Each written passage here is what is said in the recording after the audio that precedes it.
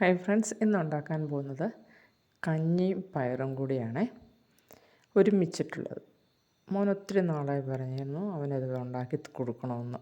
അപ്പോൾ പയർ ഒരു 2-3 മണിക്കൂർ വെള്ളത്തിലിട്ട് നേരത്തെ വെച്ചിരുന്നു. അത് കഴുകി കുക്കറിലേക്ക് ഇട്ടു. ഇനി 1 ഗ്ലാസ് അരിയാണ്, 1 ഗ്ലാസ് അരി 1 ഗ്ലാസ് പയറും, കറക്റ്റ് അങ്ങനെ വേണ്ടെടുക്കാനേ.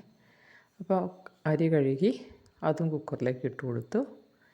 ഇനി ഒരു 8 ഗ്ലാസ് വെള്ളത്തോളം ഒഴിച്ചു കൊടുക്കുന്നുണ്ട്. 8 ഗ്ലാസ് വെള്ളമാണ് കറക്റ്റ് എമൗണ്ട്. പിന്നെ അതിൻ്റെ കൂടെ കുറച്ച് ചെറിയുള്ളി ഇല്ലേ, അതും കൂടി എടുത്ത് ഒന്ന് അരിഞ്ഞു ഇട്ട് കൊടുക്കുന്നുണ്ട്. ഒരു 5-6 മതി. അതൊന്ന് കനം കുറച്ച് ചെറുതായിട്ടൊന്ന് അരിഞ്ഞിട്ട് കൊടുത്ത് ഇനി കുക്കർ നമുക്ക് അടയ്ക്കാം. കുക്കർ അടച്ച് വേവിക്കാനായിട്ട് വെച്ച് കൊടുക്കാം. ഈ സമയം കുറച്ച് തേങ്ങ ചിരകി അത് ക്രഷ് ചെയ്തെടുക്കാം. കഞ്ഞി ഇവിടെ നിന്ന് വേവട്ടെ. തേങ്ങ ചിരകി ക്രഷ് ചെയ്തെടുത്തു.